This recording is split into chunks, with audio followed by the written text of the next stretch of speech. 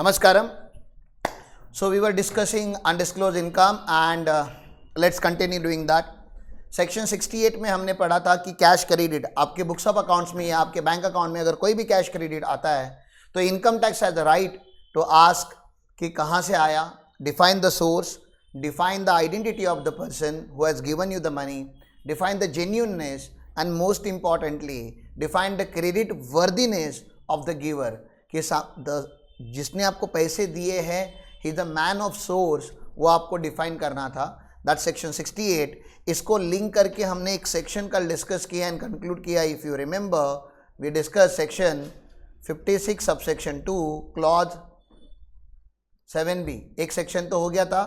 यहाँ पे क्या होता था, शेयर्स इशूड बाय, शेयर्स कौन इशू करता था, closely held company. Closely held company means private limited company kind of, which is not a public limited company, publicly held company. Negative definition है उसका.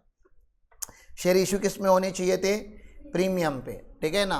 और जो प्रीमियम भी चार्ज किया वो क्या होना चाहिए था, बियॉन्ड फेयर मार्केट वैल्यू. तो इनकम कितना होता था फिर, income is equal to what, income is equal to fair market value minus issue price. याद आ रहा है आपको, इतना मैंने पढ़ाया था, fair market value minus issue price. तो फेयर मार्केट वैल्यू 1000 का होगा तो इशू प्राइस आपका कितना होगा, 10 रुपया, 20 रुपया, 30 रुपया होगा. तो 1000 माइनस 30 रुपीज़, तो 970 वगैरह डायरेक्टली क्या बन जाता है, इनकम फ्रॉम अदर सोर्सेज बन जाता है. और वो वैल्यूएशन भी आप मैनिपुलेट नहीं कर सकते क्योंकि वैल्यूएशन के हमारे रूल 11 UA करके हमारे खुद के इनकम टैक्स के वैल्यूएशंस के रूल्स हैं. यहाँ तक क्लियर है. तो ये दो सेक्शन हमेशा साथ में पढ़ने का. कौन से दो सेक्शन, 68 और 56 सबसेक्शन 2 क्लॉज 7B, ठीक है ना. 68 में चैलेंज हुआ था वो आइटम, लेकिन फिर वो 56 सबसेक्शन 2 में गवर्नमेंट ने कंक्लूड कर दिया था. किधर भी लगा दो,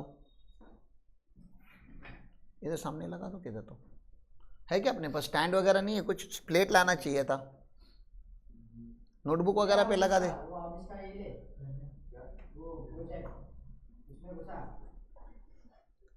लेकिन लगा क्लासरूम में ना, इधर किधर तो लगा दे. तो थोड़ा बंगलो नहीं है उसका बाकी पूरा.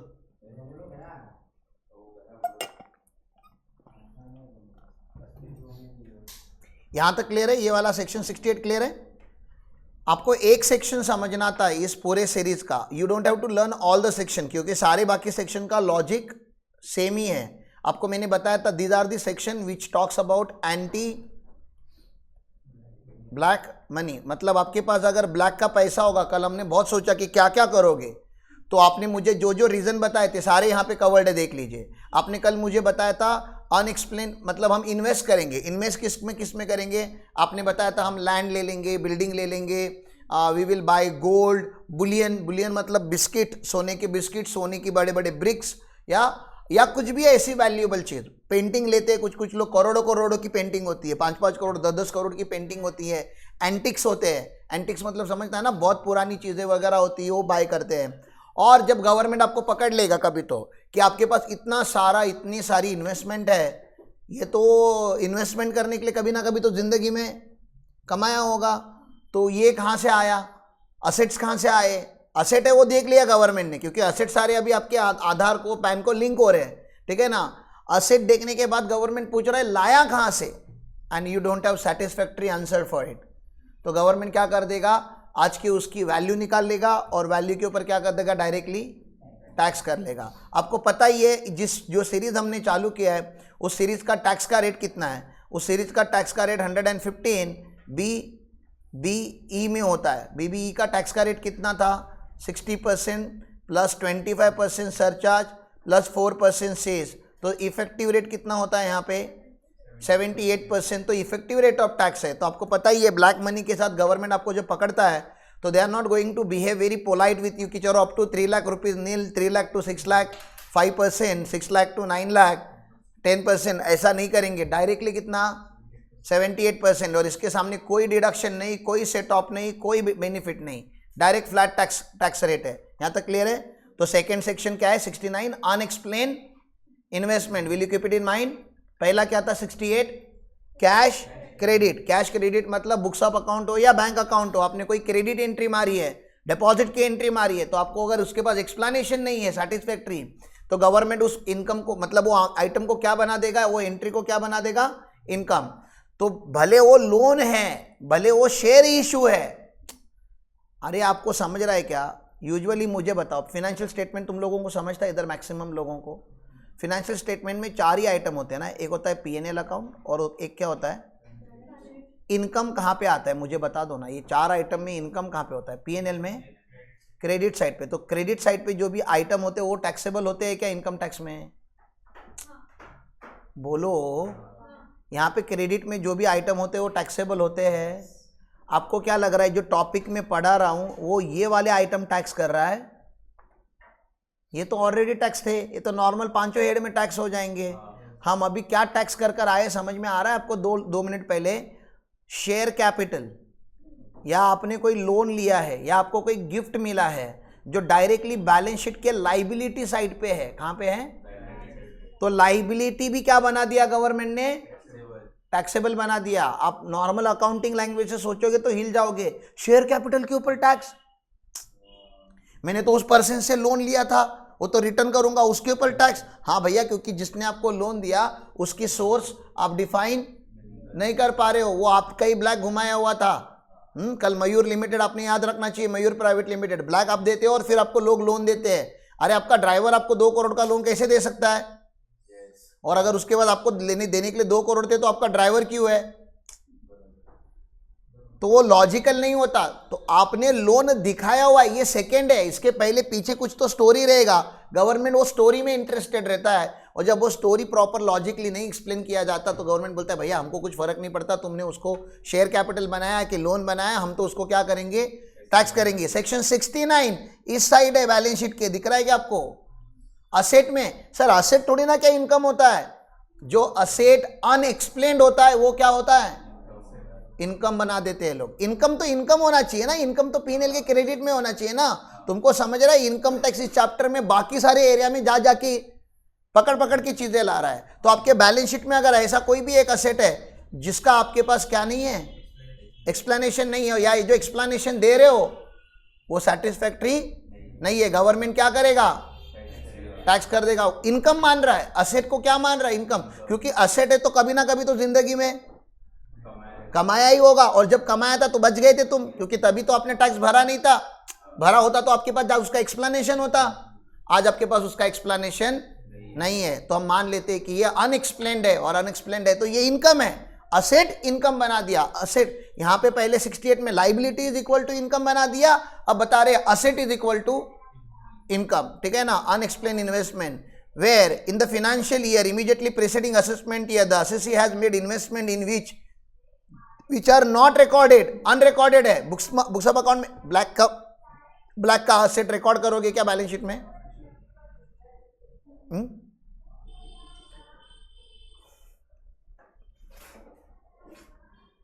ब्लैक का असेट आप रिकॉर्ड करोगे क्या? नहीं। लेकिन आपको गवर्नमेंट ने पकड़ लिया कि आपके पास है, ब्लैक का पैसा है, ठीक है ना, and offers no explanation about the nature and source of investment. आप कोई एक्सप्लेनेशन भी नहीं दे रहे हो, कहां से आया, कहां से इन्वेस्ट किया, और explanation offered is not satisfactory in the opinion of AO. तो क्या करता है गवर्नमेंट, वैल्यू ऑफ इन्वेस्टमेंट, समझ में आ रहा है? शायद आपने वो जब लिया था ना, वो 1 लाख रुपए का लिया होगा, गोल्ड लिया था आपने 25 साल पहले 1 लाख रुपए में, आज उसका वैल्यू 200 लाख हो चुका है। 1 लाख पे टैक्स करेगा कि 200 लाख टैक्स करेगा? 200 लाख टैक्स करेगा, क्योंकि वैल्यू तो हमको अभी मिली ना, वी फाउंड इट नाउ। हम जिस साल करें मिलेगी हमको, हम उस साल वैल्यू करके उसको टैक्स करेंगे, ऐसा रहता है यहाँ पे। फिर आप बोलोगे सर एक काम करते हैं, ये तो इन्वेस्टमेंट है, आपके पास पैसा मिला घर पे, अनएक्सप्लेन मनी, बताओ आप, खाली मनी ही नहीं, money, Boolean, jewellery and other valuable article. Money तो आपको समझ में आता है, बहुत सारा ब्लैक मिला। बुलियन मतलब सोने के बिस्किट, सोने के ब्रिक्स, ठीक है ना। ज्वेलरी मतलब बैंगल, नेकलेस, इयररिंग्स, जो मैन्युफैक्चर्ड ज्वेलरी होता है वो मिला। और एनी अदर वैल्यूएबल और आर्टिकल, तो एनी अदर वैल्यूएबल आर्टिकल मतलब क्या होता है, तो पेंटिंग्स वगैरह आते हैं, एंटिक्स होते हैं, ठीक है ना, कोई भी चीज़ ऐसा जो वैल्यूएबल है, ठीक है। And same is not recorded in the books, and assessee offers no explanation about the nature and source of acquisition of such money, bullion, etc. Or the explanation offered is not satisfactory in the opinion of AO. The money value, bullion, etc. may be deemed to be the income of the assessee in such financial year. समझ में आ रहा है? चलो आगे चलते हैं।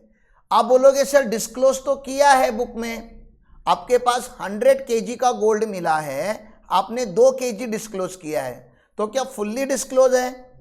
नहीं। आप बता रहे हो डिस्क्लोज है। पहले 2 सेक्शन में क्या हो रहा था, आपने रिकॉर्डेड ही नहीं था, आपके बैलेंस शीट में गोल्ड करके एंट्री ही नहीं था, वो रिकॉर्डेड ही नहीं है, कंप्लीटली अनरिकॉर्डेड। 69B में क्या हो रहा है, असेट रिकॉर्डेड है लेकिन जितना है उतना रिकॉर्डेड नहीं है। आपने लैंड अक्वायर किया, रिकॉर्ड किया हुआ है लैंड करके, लेकिन जो लैंड का रियल वैल्यू है वो रिकॉर्डेड नहीं है, ठीक है ना। सर ऐसा हो गया तो सर जितना है इन्वेस्टमेंट उतना नॉट फुल्ली डिस्क्लोज, मतलब डिस्क्लोज है लेकिन फुल्ली डिस्क्लोज नहीं है। तो गवर्नमेंट बोलता है अब फुल्ली डिस्क्लोज नहीं है लेकिन डिस्क्लोज है, तो मुझे बताइए अगर 100 kg है और 2 kg पहले से ही डिस्क्लोज है तो कितना kg के ऊपर टैक्स लगाओगे तुम? 100 के ऊपर क्यों लगाओगे? 2 kg तो डिस्क्लोज है ना, उसका तो एक्सप्लेनेशन है, तो कितने के ऊपर लगाओगे? जितना अनडिस्क्लोज है। ऊपर में क्या हो रहा था, ऊपर में डिस्क्लोज ही नहीं था, तो 100 kg के ऊपर टैक्स लग जाएगा।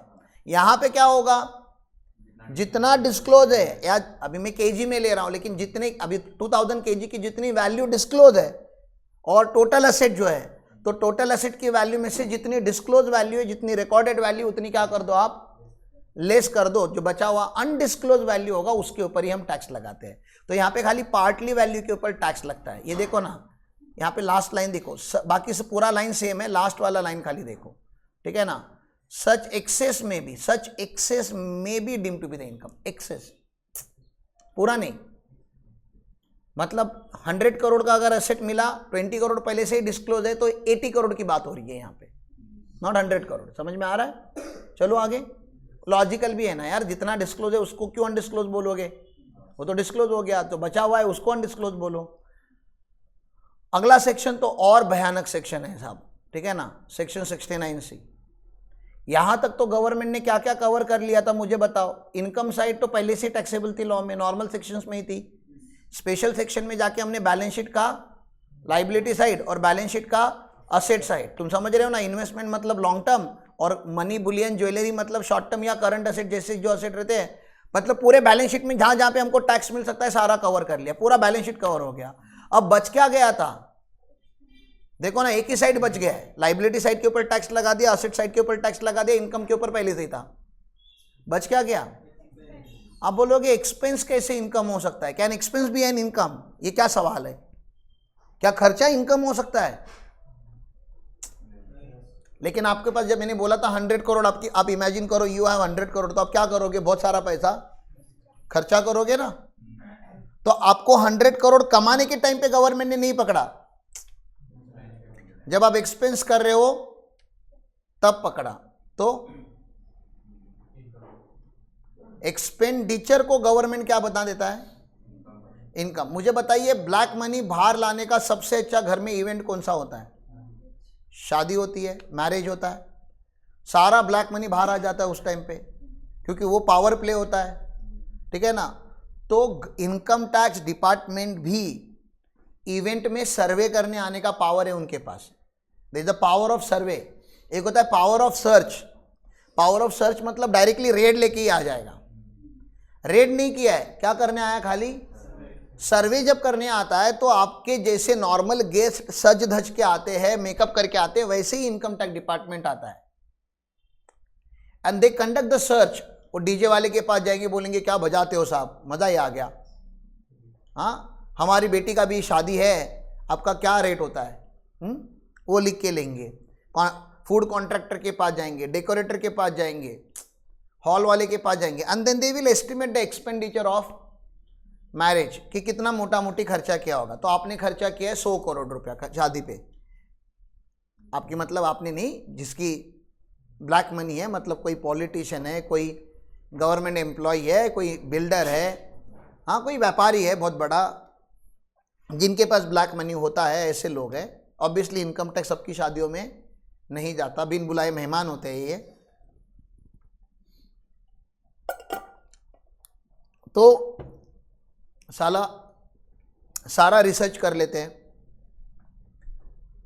और शादी होने के बाद शादी डिस्टर्ब करना उनको अलाउड नहीं है। कोई भी इवेंट को डिस्टर्ब नहीं कर सकते हो, इवेंट को एंड होने का उनको वेट करना पड़ता है। तो जब इवेंट एंड होता है तो जो मेन पर्सन होगी उनकी वो इन्वेस्टिगेशन करेंगे। ऑब्वियसली जिसकी शादी हुई है उसका करके मतलब नहीं है, क्योंकि शी जस्ट अ डॉटर या सन, ठीक है ना, उसने तो ब्लैक कमाया नहीं होगा, ब्लैक तो उसके पापा ने कमाया होगा। तो पापा का इन्वेस्टिगेशन होता है और पूछा जाता है ये 100 करोड़ आपने जो अभी खर्चे किए कहाँ से लाए।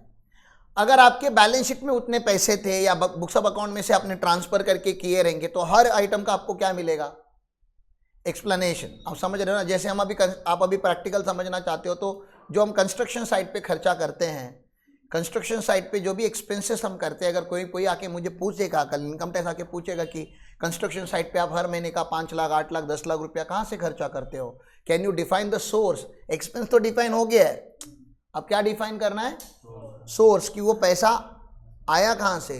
What do you think, can we define the source? Yes, क्योंकि हमारे पास टैली में हर रुपए का हिसाब है, पैसा कहाँ से है। लोन लिया तो लोन लिया है हमने, किसी से गिफ्ट लिया तो गिफ्ट लिया है, बैंक से लोन लिया है तो बैंक से लोन लिया है, दोस्तों से लिया तो दोस्तों से लिया है, क्लाइंट से एडवांस लिए तो क्लाइंट से एडवांस लिए, क्लाइंट से पैसे लिए तो पैसे लिए। तो we have reason for every credit that is there in my bank, and that's the reason we have explanation for every money that we spend. लेकिन आप यूजुअली इमेजिन करो, जो तुम लोग मुझे बता रहे थे, मसाज लेने चले जाएंगे, थाईलैंड चले जाएंगे, यहाँ जाएंगे वहाँ जाएंगे, will you offer any explanation to your expenditure जब वो आप ब्लैक में करते रहोगे तो? No. And when you fail to offer any explanation to the expenditure that you have incurred, government says your expenses will be treated as income. खर्चे को income बना दिया साहब इन्होंने। और सही कर रहा है गवर्नमेंट की गलत कर रहा है? गवर्नमेंट तो सही कर रहा है, समझ में आ रहा है। एक्सपेंस को इन्होंने इनकम बना दिया। तो ये सेक्शन कितना भयानक है देखो, 69C। Sir, are you incurring any expenditure which are unexplainable? अगर ये है तो फिर समझो कि बहुत बड़ी दिक्कत होने वाली है अभी आपको, ठीक है ना। Where in any financial year assessee has incurred any expenditure and he offers no explanation about the source of such expenditure, कि खर्चा तो किया आपने, वो तो दिख ही रहा है हमें, पैसे लाए कहां से वो बताओ, ठीक है। और the explanation is unsatisfactory in the opinion of AO can treat such unexplained expenditure as a income। समझ में आ रहा है, एक्सपेंस को क्या बना दिया, इनकम, और टैक्स लगा देंगे। तो मैंने क्या बोला, ब्लैक आपने कमाया, या तो कमाने के टाइम पे पकड़ लेगा गवर्नमेंट, कमाया और आपने रखा है घर पे तो उसका भी सेक्शन है यहाँ पे। कमा के रखा है, कमा के आपने इन्वेस्ट किया, इन्वेस्टमेंट पकड़, पैसा नहीं, ब्लैक में नहीं पकड़ा, जो जिसमें आपने क्या किया है, इन्वेस्ट। अब उसको फुल्ली डिस्क्लोज किया कि पार्टली डिस्क्लोज किया, वो देख लेंगे। फुल्ली यार पार्टली मतलब जैसे जमीन की हमने बात की थी कि आप 100 करोड़ की जमीन लोगे, 20 करोड़ तो एंट्री मार दोगे, 80 करोड़ अनडिस्क्लोज रखोगे। बाद में गवर्नमेंट को पता चल गया कि आपने 100 करोड़ का लिया था, 20 करोड़ का एक्सप्लेनेशन है, 80 करोड़ का एक्सप्लेनेशन नहीं है, मतलब आपने ब्लैक कन्वर्ट करके भी रखा हुआ है, फिर भी आपसे टैक्स लिया जाएगा। ये समझ में आ रहा है? वो सब छोड़ दो, आपने सोचा जिंदगी एक ही बार मिलने वाली है। हाँ, योलो बोलते हैं ना हम लोग। What is YOLO? You only live once. हाँ, एक ही बार, एक ही जिंदगी तो एक ही बार मिलने वाली है। क्या इन्वेस्टमेंट वगैरह क्रिएट करेंगे, भाड़ में गया, जिंदगी जी लेते हैं, ठीक है ना। वो सारे शौक पूरे करते हैं जो लोगों के सपने होते हैं, ठीक है। और आपने योलो करना चालू कर दिया और गवर्नमेंट ने योलो करने के टाइम पे आपको पकड़ लिया। तो जो खर्चा आप कर रहे हो उसका आप गवर्नमेंट को एक्सप्लेनेशन नहीं दे पा रहे हो, तो एक्सपेंसेस को गवर्नमेंट क्या बना देता है। तो ब्लैक कमाना आसान है, मुझे तो लगता है एक बार ब्लैक को डिस्पोज करना एक बड़ी लेवल पे, छोटा मोटा ब्लैक 1-2 लाख रुपए का तो गवर्नमेंट के लिए पीनट है, वो तो छोड़ ही दो आप। मैं लैक्स की बात ही नहीं कर रहा। जब आप इन सेक्शन की बात करते हो तो it has to be in crore, ठीक है। तो ऐसी बातें यहाँ पे चलती है। I hope you got the chapter की चैप्टर है क्या। हाँ, चैप्टर ब्लैक मनी को ढूंढ ढूंढ के टैक्स कर रहा है और कुछ नहीं है, ठीक है। बहुत ज़्यादा आपको भाषा एक्स्ट्रा ऑर्डिनरी लैंग्वेज लर्न करने की कोई ज़रूरत नहीं है, बहुत ही simple. Any money, any bullion, any investment, any expenditure incurred by the assessee or done by the assessee, and assessee has no explanation about the source of money which is spent or which is invested, or the explanation offered by the assessee is not satisfactory in the opinion of AO, then AO can treat that money, that investment, that expenditure as an income.